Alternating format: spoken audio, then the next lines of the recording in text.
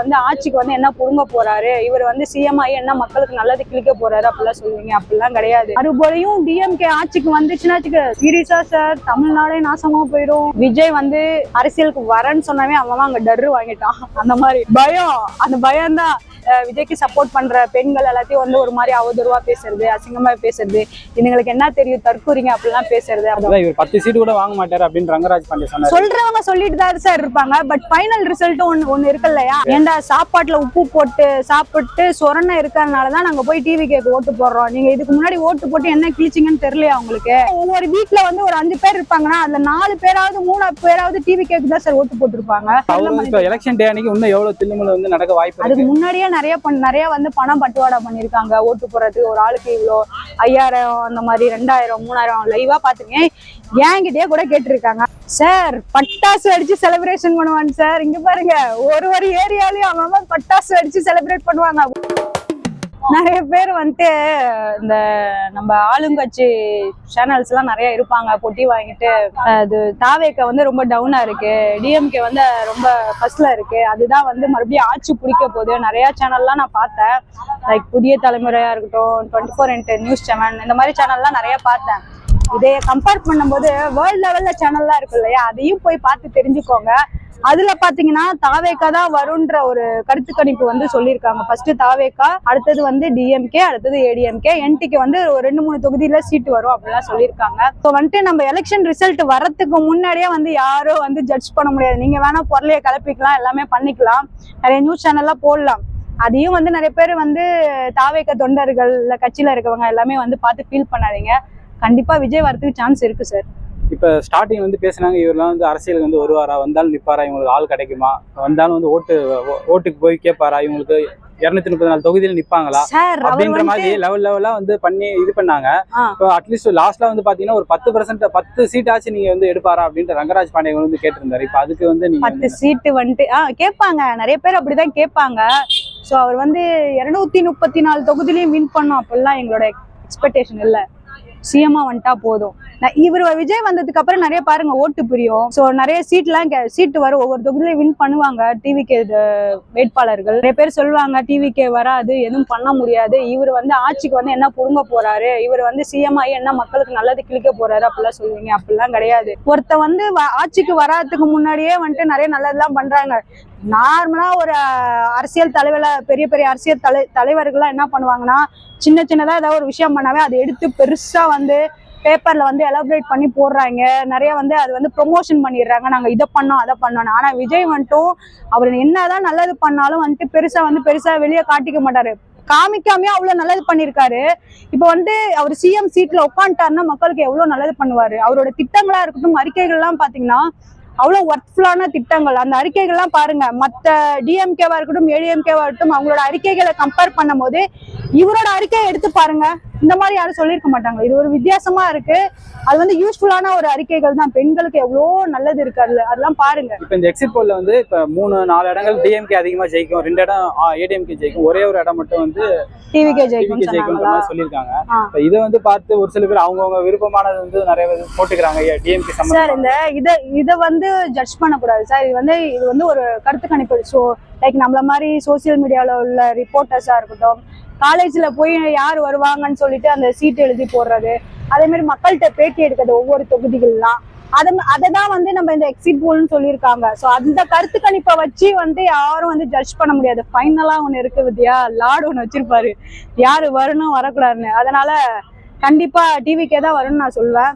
So மறுபடியும் DMK ஆட்சிக்கு வந்துச்சுன்னா சீரியஸா சார் தமிழ்நாடே நாசமா போயிடும், நாடே குட்டி சேவதா போயிடும். பெண்களுக்கான அபியூஸ் வந்து நிறைய வந்துட்டு தான் இருக்கும், நிறைய பாலியல் வன்கொடுமை நிறைய வந்துட்டு தான் இருக்கும். பாலியல் வன்கொடுமை வந்தாலுமே வந்து அதுக்கான ஜட்ஜ்மெண்ட் எதுவுமே கிடையாது, எவனும் ப்ராப்பரா ஆக்ஷன் எடுக்க மாட்டாங்க. அந்த மாதிரி நாடு நாசமா போயிடும். இப்ப இந்த மை ஆக்சிஸ் அவங்களோட ஓட்டு ஒரு இது டிவிக்கு சாதாரணமா வந்திருக்கு, இவங்க 90 இடங்களுக்கு மேல எடுப்பாங்க அப்படின்ட்டு. இதை பார்த்து மற்ற இந்த ஏடிஎம்கேவோ இல்ல டிஎம்கேவோ எந்த அளவுக்கு அவங்களுக்கு வந்து இது ஒரு சின்ன ஒரு பயத்தை கொடுத்துருக்கோம்? பயம் சிம்பிள் ஒன்லைன் சொல்லவா, விஜய் வந்து அரசியலுக்கு வரேன்னு சொன்னாவே அவன் அங்க டர்ரு வாங்கிட்டான். அந்த மாதிரி பயம், அந்த பயம் தான். நிறைய பேர் சொல்லுவாங்க விஜய் தொண்டர்கள் விஜய்க்கு சப்போர்ட் பண்ற பெண்கள் எல்லாத்தையும் வந்து ஒரு மாதிரி அவதூறுவா பேசுறது, அசிங்கமா பேசுறது, இதுங்களுக்கு என்ன தெரியும் தற்கூறிங்க அப்படிலாம் பேசுறது. அப்படிலாம் இல்லை. அதெல்லாம் ஏன் பேசுறீங்க? அவர் வரேன்னு சொன்னதுனால எவ்வளவு பிரச்சனையை கிரியேட் பண்றீங்க. படத்துல இருந்து அந்த கரூர் விஷயத்துல இருந்து நிறைய பிரச்சனை பண்றாரு. அதெல்லாம் ஃபேஸ் பண்ணி தாண்டி தானே வராங்க.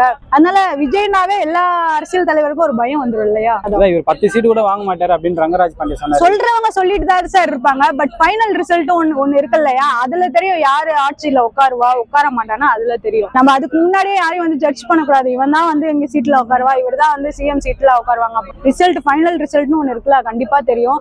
இன்னொன்னு பாத்தீங்கன்னா இந்த ஓட்டு போடுற டைம்ல நிறைய பிரச்சனை பண்ணானுங்க. லைக் அந்த பூத்துக்குள்ள போயிட்டு அந்த பொட்டியை உடைக்கிறது. ஒரு நியூஸ்ல கூட பாத்தீங்கன்னா என்ன பாத்தீங்கன்னா ஒரு வயசான பாட்டி வந்து ஹேண்டிகேப்டு.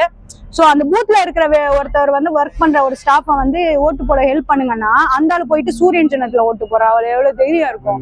பாட்டி விசில் சின்னத்துல போட சொல்லுது. எதுக்கு இந்த மாதிரி ஃப்ராட் தனம் பண்றீங்க? எதுக்கு பயமா என்ன? சார் நிறைய பிரச்சனை வந்திருக்கு. மேபி நிறைய கள்ள ஓட்டு போடுறது இந்த மாதிரி நிறைய பிரச்சனை வந்திருக்கு.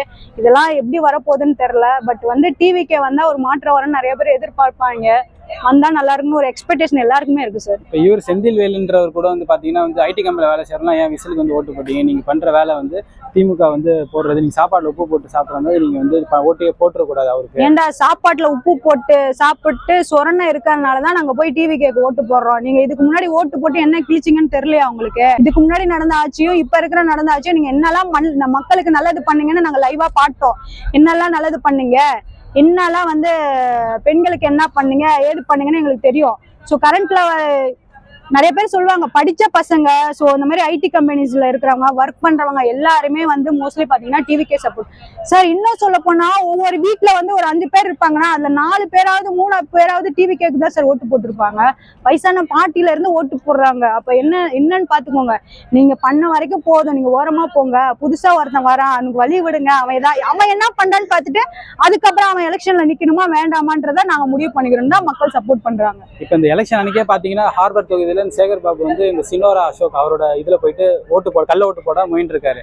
அதுலயே பிரச்சனையாகி லைவா நீங்க எல்லாம் பாத்துருப்பீங்க சார். பாத்துட்டு கள்ள ஓட்டு போட முயன்று போற இது ஓட்டு போற மக்கள்கிட்ட எல்லாமே லைவா முன்னாடி பூத்துக்கு முன்னாடியே காசு கொடுக்குறாரு. அதெல்லாம் எங்க போறது?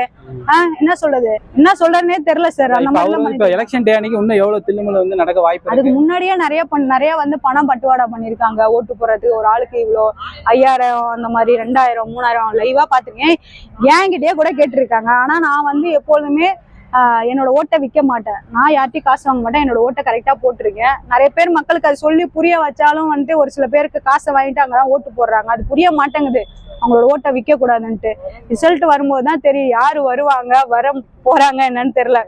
இப்போ இந்த எலெக்ஷன் டே அன்னைக்கு கூட அந்த ஹார்பர் தொகுதி எம்எல்ஏ கேண்டிடேட் வந்து கொஞ்சம் பயமா தான் இருக்கு. ஏன்னா இப்போ இந்த சேகர் பாபு என்ன வேணா பண்ணுவாங்க அப்படின்ற மாதிரிலாம் சொல்றாங்க. அப்படின்ற வந்து இன்னும் வந்து அவர் எம்பியா இருந்திருக்காரு, எம்எல்ஏவா இருந்திருக்காரு. அப்படின்னும் போது கூட அவர் வந்து இந்த மாதிரி ரவுடித்தனத்தை வந்து பண்ணிட்டு இருக்காங்க. போது இப்ப எம்எல்ஏ கேண்டிடேட்டுக்கே வந்து இந்த கதினா இப்ப நார்மல் பீப்புளுக்கு வந்து எந்த இதுவா இருக்கும்ன்ற மாதிரி பாருங்க. இப்ப இருக்கிற நார்மல் பீப்புளுக்கு எங்க சார் பாதுகாப்பு? அது அவங்க என்னன்னா ஆட்சியில இருக்கிறவங்க அவங்க சார்ந்த ஃபேமிலிக்கோ அந்த கட்சியில இருக்கிறவங்களுக்கு மட்டும்தான் நல்ல விஷயங்கள், அவங்க விட்ட அறிக்கைகள் எல்லாமே கரெக்டா போய் சேரும். காமனா சக மனிதர்களுக்கு மக்களுக்கு வந்துட்டு யாரும் அவங்க விட்ட அறிக்கை வந்து போய் சேருதான்னு அவங்களுக்கே தெரியாது. ஸோ அவங்க ஆட்சி நடக்குது, அவங்க வந்து மக்களுக்கு கொடுக்க வேண்டியதை கரெக்டா கொடுக்குறாங்களான்னு அவங்களுக்கே தெரியாது. ஸோ மேல இருக்கிற அவங்களுக்கே தெரியாது. சுத்தி உள்ள அவங்க வேட்பாளர்கள் தானே மற்றதெல்லாம் பண்றத சரியா பண்றது இல்லை. அப்ப வந்துட்டு மறுபடியும் அவங்களே ஆட்சிக்கு வந்துட்டாங்கன்னா மக்களோட நிலைமை இன்னும் ரொம்ப மோசமாயிடும் சார். ஓகே, இப்போ 3 சினாரியோ. இப்போ ஃபர்ஸ்ட் வந்து எலெக்ஷன் டே அன்னைக்கு வந்து ரிசல்ட் அன்னைக்கு வந்து டிவிக்கு வந்து பெரும்பான்மையை வந்து பெற்றுட்டாங்க. அவங்க வந்து ஜெயிக்கிறதுனா வந்து எப்படி இருக்கும் மக்கள் மனசு? அந்த நடுவில் அந்த சிச்சுவேஷன் எப்படி இருக்கும் சார்? பட்டாசு அடிச்சு செலிப்ரேஷன் பண்ணுவாங்க சார். இங்க பாருங்க ஒரு ஏரியாலையும் அவன் பட்டாசு அடிச்சு செலிப்ரேட் பண்ணுவாங்க. ஓட்டு போடும் போதே பாத்தீங்களா கிளாம்பாக்கத்துல ஓட்டு போட விடாம நிறைய பேர் பஸ் கிடைக்காம. ஏன் கிளாம்பாக்கத்துக்கு நான் போயிருக்கேன். தீபாவளி பொங்கலுக்கு அவ்வளோ பஸ் விடுற நீங்க எலெக்ஷனுக்கு ஓட்டு போடுறப்ப அவன் பஸ்ஸை எங்க கொண்டு நிப்பாட்டி வச்சாங்கன்னு தெரியுங்களா? நிப்பாட்டி ஒரு இடத்துல வச்சுட்டாங்க. அங்க பஸ் உள்ள நிறைய பேர் அப்ராட்ல இருந்து வரவங்க, வெளியூர்ல இருந்து வரவங்க, இங்க ஒர்க் பண்ற ஸ்டாஃபுங்க எல்லாமே ஊருக்கு போய் தான் ஓட்டு போடணும். போக விடாம அவன் லாரியில போயாலும் ஓட்டு போட்டு வந்தான். அது ஒரு சில பேருக்கு புரிய மாட்டேங்குது. என்ன பண்ணாலும் பசங்க போயிடுவாங்கன்ட்டு. நீங்க என்ன வேணாலும் பாருங்க, May 4 தெரியும் ரிசல்ட் என்னன்னு. ஸோ அதனால வெயிட் பண்ணி பார்க்கணும். ஓகே, இன்னொரு கேள்வி. இப்போ சப்போஸ் தொங்கு சட்டசபை அப்படின்ற மாதிரி ஒன்று இருக்கு. அது எப்படின்னா இப்ப விஜயோட தயவு இல்லாம ஏடிஎம்கேவோ டிஎம்கேவோ ஆட்சி பிடிக்க முடியாது அப்படின்ற மாதிரி ஒரு சுச்சுவேஷன் வந்துச்சுன்னா இப்ப வந்து என்ன சொல்றாங்கன்னா டிஎம்கே கூட போக மாட்டார், எப்படி இருந்தாலும் அவர் ஏடிஎம்கே கூட போவார். அப்ப பிஜேபி வந்து அவர் வந்து கழட்டி விட்டுட்டு ஏடிஎம்கே பிளஸ் டிவிகே மட்டும் சேர்ந்தா அவங்க 2 பேருக்குள்ள மாத்தி மாத்தி வந்து ஆட்சி பண்ணலாம் அப்படின்ற மாதிரி ஒரு டாக் போயிட்டு இருக்கு. அதை பத்தி உங்க கருத்து என்ன?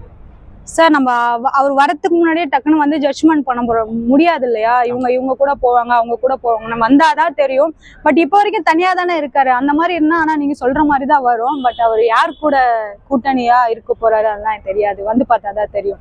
பட் காங்கிரஸ் கூட போயிட்டாருன்னா மக்கள் சப்போர்ட்டே இருக்காத மாதிரி தான் ஆயிடும் அப்புறம் விஜய்க்கு. ஸோ அதனால அவர் தான் டிசிஷன் எடுக்கணும். ஓகே, இப்போ இது பார்த்தீங்கன்னா இப்போ ஃபர்ஸ்ட் டைம் வந்து விஜயகாந்த் அப்புறம் சீமானு இப்போ இவங்களெல்லாம் ஓட்டெல்லாம் வந்து வாங்கி தாண்டி இப்போ எம்ஜிஆர் லெவல் கிட்ட வந்து நிற்கிறாரு. இப்போ நமக்கு வந்து இன்னும் எலெக்ஷன் டே அன்னைக்கு தான் வந்து தெரியும் இப்போ எம்ஜிஆர் வந்து கிராஸ் பண்ணுறாரா இல்லை எம்ஜிஆருக்கு அடுத்ததாக ஒன்று வராரா அப்படின்னு சொல்லிட்டு. இருந்தாலும் மிகப்பெரிய 2 கட்சி திமுக அதிமுக அடுத்து இப்போ பெரிய சக்தியாக வந்து டிவிக்கு வந்து உருவாக்கியிருக்கு. அது இந்த 3 வருஷத்துல வந்து இது வந்து ஃபர்ஸ்ட் எலெக்ஷன்ல இவ்வளோ பெரிய இது கொடுக்குறது சாதாரண விஷயம் இல்லை சார். ஓட்டு போட்டவங்களோட ரிசல்ட் பார்த்தீங்களா? 86% மேலே போயிடுச்சு இல்லையா? இது வந்து ரெக்கார்டு இல்லையா? ரெக்கார்டுனே போட்டுருக்காங்களே. இதுக்கு முன்னாடி நடந்த எலெக்ஷனுக்கும் இப்ப நடந்த எலெக்ஷனுக்கு கம்பேர் பண்ணும்போது நிறைய வித்தியாசம் இருக்கு.